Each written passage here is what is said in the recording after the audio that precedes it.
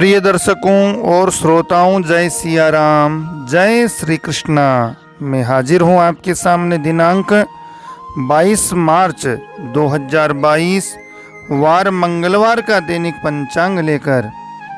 दैनिक पंचांग में आप रोज सुनते हैं तिथि, वार, योग, नक्षत्र, करण, भद्रा, दिशाशूल, व्रत, पर्व, त्योहार और चौगड़िया मुहूर्त की विशेष जानकारी।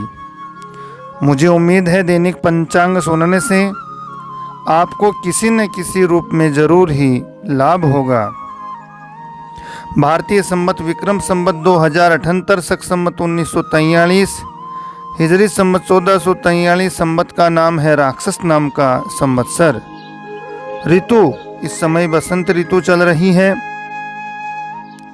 चंद्रमा आज तुला राशि में रहेंगे दोपहर 2:32 तक। बाद में चंद्रमा वृश्चिक राशि में प्रवेश करेंगे। जिन राशियों को आज चंद्रमा शुभ है वे हैं राशि मेष, वृषभ, सिंह, तुला, धनु, मकर के जातकों को दोपहर 2:32 तक चंद्रमा शुभ है और बाद में राशि वृषभ, मिथुन, कन्या, वृश्चिक, मकर, कुंभ के जातकों को चंद्रमा शुभ रहेंगे। सूर्य भगवान उत्तरायण में चल रहे हैं। इस समय सूर्य उदय का समय सुबह 6:33 है। सूर्यास्त का समय सायंकाल 6:35 रहेगा। भारतीय महीना चैत्र महीना है। पक्ष कृष्ण पक्ष है। तिथि आज तिथि पंचमी है। जी हाँ, आज पूरे दिन तिथि पंचमी ही रहेगी। नक्षत्र विशाखा नाम का नक्षत्र है। योग हर्षण योग है। करण कोलव और तेतिल नाम के करण आज रहेंगे। दिशाशूल की बात करें तो दिशाशूल आज उत्तर में है। चंद्रमा दोपहर 2:32 तक पश्चिम में है और दोपहर 2:32 के बाद चंद्रमा उत्तर दिशा में रहेगा। विशेष यात्रा के जब भी कार्यक्रम प्रसंग बनते हैं तो दिशाशूल चंद्रमा का विचार अवश्य ही करें। दिशाशूल पीठ पर और बायां श्रेष्ठ है। चंद्रमा सामने और दाहिना श्रेष्ठ है। बाएं में चंद्रमा शुभ नहीं, पीठ पीछे का चंद्रमा भी शुभ नहीं होता है। भद्रा की बात करें तो भद्रा आज नहीं है। पंचक भी आज नहीं है। चौगड़िया मुहूर्त में अभिजीत मुहूर्त दोपहर 12 से 1 बजे तक है जो शुभ और श्रेष्ठ है। राहु काल सायंकाल 3 से 4:30 बजे तक है। राहु काल का समय शुभ नहीं माना जाता है।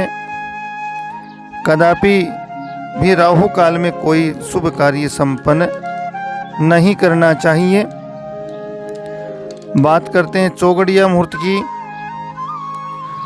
सूर्योदय से चौगड़िया मुहूर्त प्रारंभ होते हैं जिसमें आज सुबह है।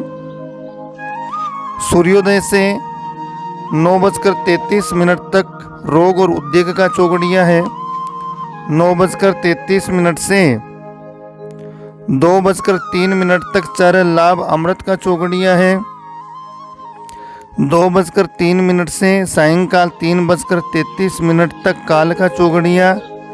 सायंकाल 3:33 से सायंकाल 5:03 तक शुभ का चौगड़िया। सायंकाल 5:03 से सायंकाल 6:33 तक रोग का चौगड़िया रहेगा। रोग उद्योग काल राहु काल का समय शुभ नहीं है। चर लाभ अमृत शुभ अभिजीत यह समय अच्छा और शुभ माना जाता है। बात करते हैं चैत्र महीने के प्रमुख व्रत पर्व त्योहारों की। चैत्र महीना 19 मार्च से 16 अप्रैल तक रहेगा जिसमें कृष्ण पक्ष में अभी जो आने वाले प्रमुख व्रत पर्व त्योहार हैं उनमें 25 मार्च शुक्रवार को शीतलाष्टमी का पर्व है। जी हाँ, इसे बास्योडा के नाम से भी इसको जाना जाता है और ये शीतलाष्टमी चैत्र कृष्णाष्टमी को माता शीतला की पूजा करके और संसार में कोई रोग, बीमारी, महामारी आदि न आए, माता रानी सबको स्वस्थ रखें। माता शीतला की पूजा करते हुए हम सब ये प्रार्थना करते हैं, संपूर्ण जगत में माता रानी अपनी शीतल और अनुकूल दृष्टि अपने भक्तों पर बनाए रखें, सब पर कृपा करें। 28 मार्च सोमवार को पाप मोचनी एकादशी है, 11 का ये व्रत है। 29 मार्च मंगलवार को प्रदोष व्रत, 31 मार्च गुरुवार को पितृकार्य अमावस्या है, 1 अप्रैल शुक्रवार को देवकार्य अमावस्या। शुक्ल पक्ष की बात करें तो 2 अप्रैल शनिवार को भारतीय नव संवत्सर का प्रथम दिन है। नव वर्ष विक्रम संवत 2079 की जो साल प्रारंभ होगी, इसी दिन चैत्र नवरात्र घट स्थापना संपूर्ण सनातन धर्मावलंबी माता रानी की 9 दिन तक पूजा करेंगे और माँ भगवती पराम्बा आदिशक्ति जगदम्बा से नव वर्ष पर पूजा करके हर्षोल्लास से नव संवत्सर का एक दूसरे को बधाई देते हुए नव वर्ष संपूर्ण वर्ष सुख शांति के साथ व्यतीत हो।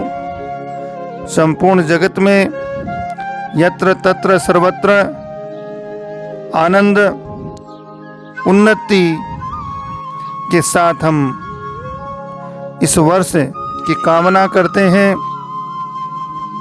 इसी दिन चंद्र दर्शन करने का भी महात्म्य बताया है।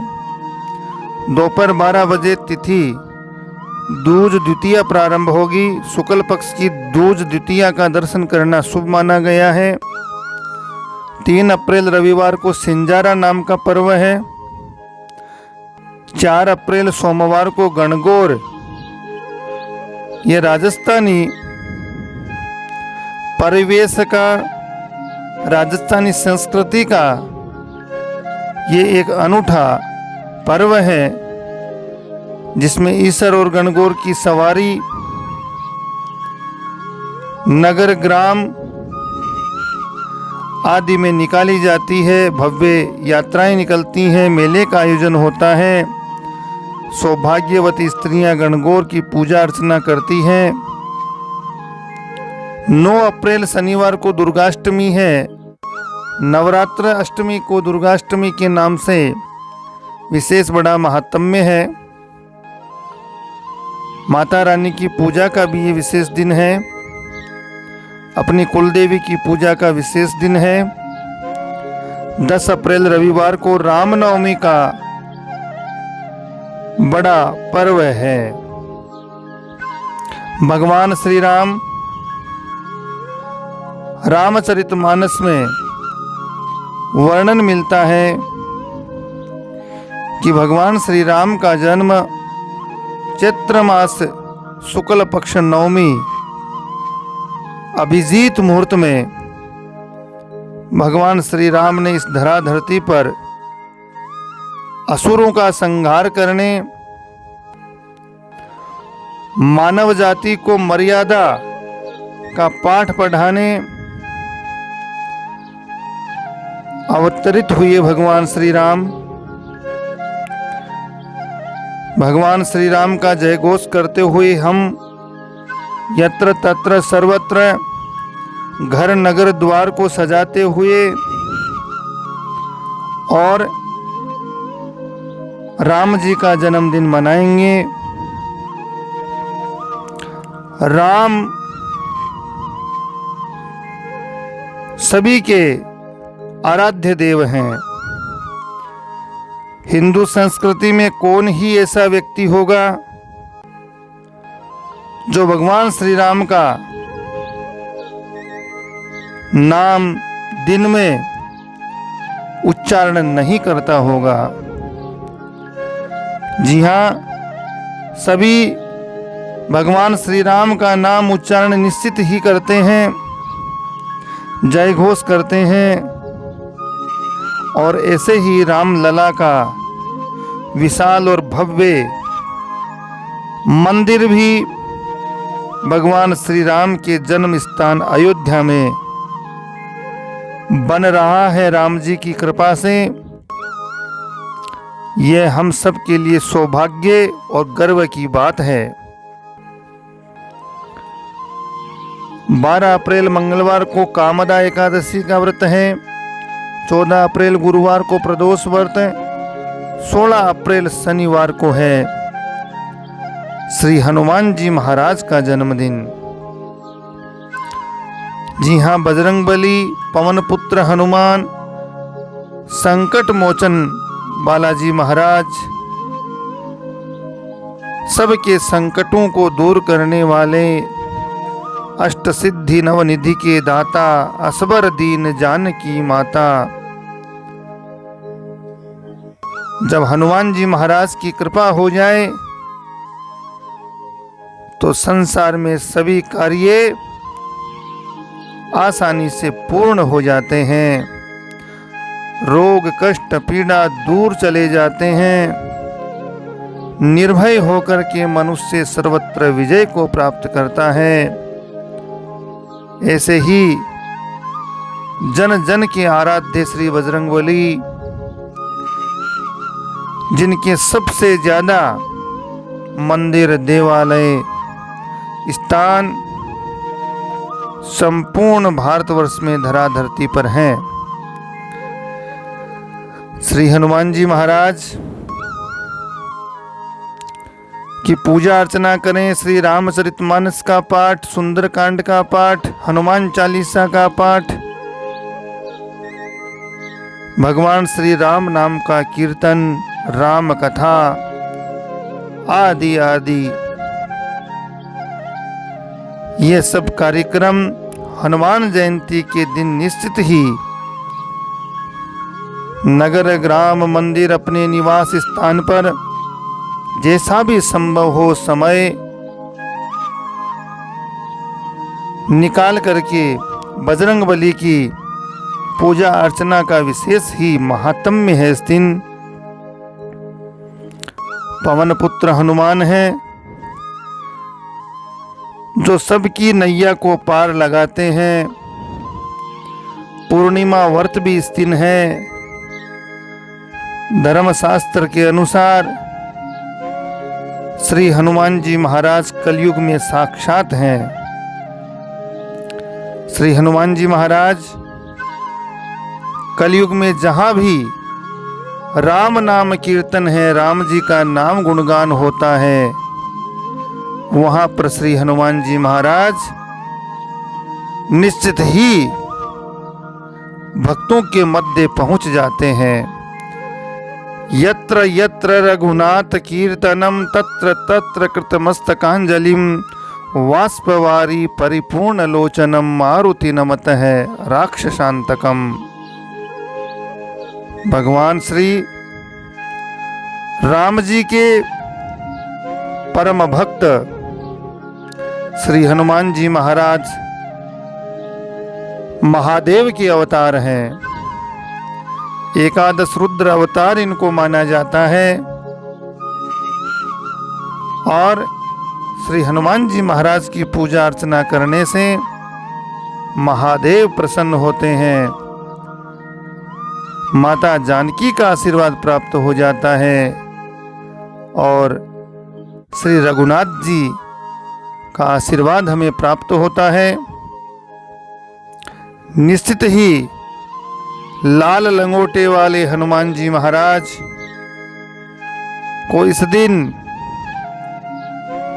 सिंदूरी चोला चढ़ा करके सामने हम सब ज्योति करें, भावपूर्ण पूजा अर्चना करें। सब संकट दूर होते हैं, सद्बुद्धि प्राप्त होती है, परिवार में कष्ट पीड़ाएं दूर होती हैं।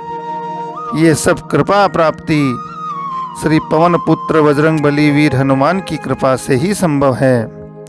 आप सभी को नम्र निवेदन है, वीडियो चैनल को लाइक शेयर सब्सक्राइब करें, घंटी के निशान को दबाएं, अपना स्नेह प्रेम इसी प्रकार देते रहें। जय सिया राम, जय श्री कृष्णा।